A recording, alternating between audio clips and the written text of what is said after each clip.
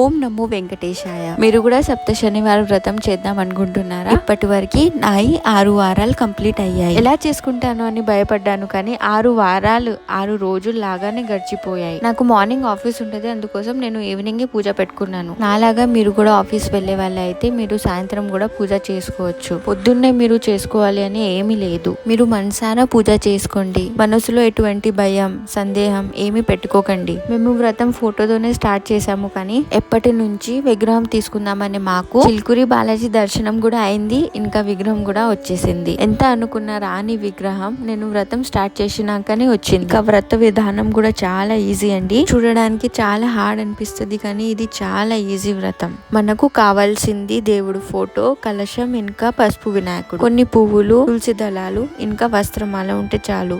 ప్రసాదాలు 7, 11 కావాలని ఏమీ లేదండి. మీ శక్తితో దేవుడి పైన ప్రేమతో ఒకటి పెట్టుకుంటే కూడా చాలు. ప్రతి వారం పూజారిని పిలుచుకోవడం వీళ్ళు కాదు కదా. నేనైతే యూట్యూబ్ లో తెలుగు ఆస్ట్రో గురూజీ వారి వీడియో చూసి పూజ చేసుకుంటాను.